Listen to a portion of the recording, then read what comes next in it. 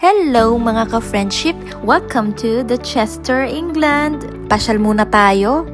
And let's have a brief history about this city. The Romans established Chester in 70s AD.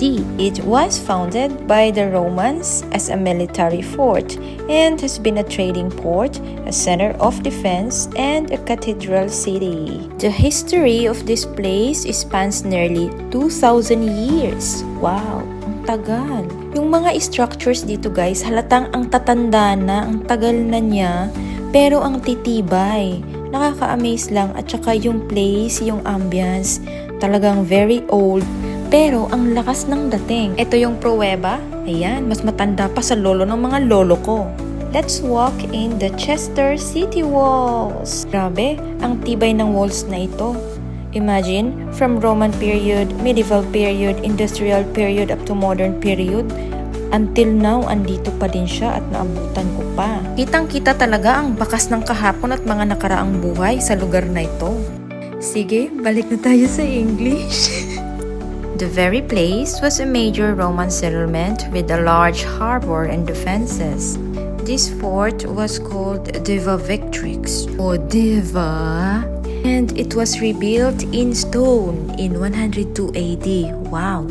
It makes me wonder, bakit kaya mas matibay ang mga structure noong unang panahon kaysa sa ngayon? Pero di ko maipagkakailang nakaka-amaze talaga ang mga ganitong lugar. Lalo na dito na side, para siyang nakatagong village kapag andito ka na sa taas. Now let's view the Chester Roman Amphitheater. Pero andito pa lang kami sa dulo, kaya silip-silip lang kami mula sa itaas. During the Roman Empire, dito sila naliligo. Tingnan mo naman, ayan. Pero syempre ngayon ang natira mga ruins na lang. At least may natira te. Tingnan mo naman yan. O diba ang galing? The ambience is very Romano. Ayan, ito yung original formation ng mga ruins. Itong mismong lugar na ito was used for entertainment and military training by the 20th Legion na nakabase dito noon. Pero nung medieval period, nagkaroon ng English Civil War at ang lugar na ito sinurrender siya. Bakit? Siyempre, natalo. Malamang sa malamang. So much for the history.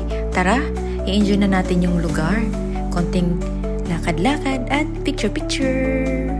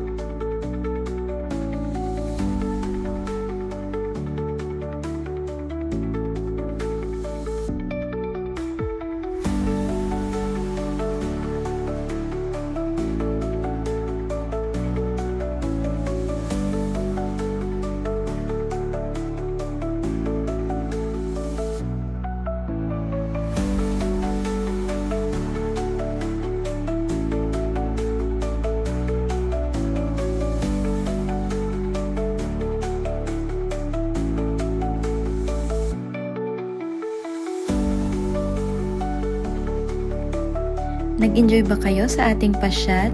Akala ko konting lakad lang guys. Kaso napadami na pala kami ng lakad. Ayan tuloy, nagugutom na kami.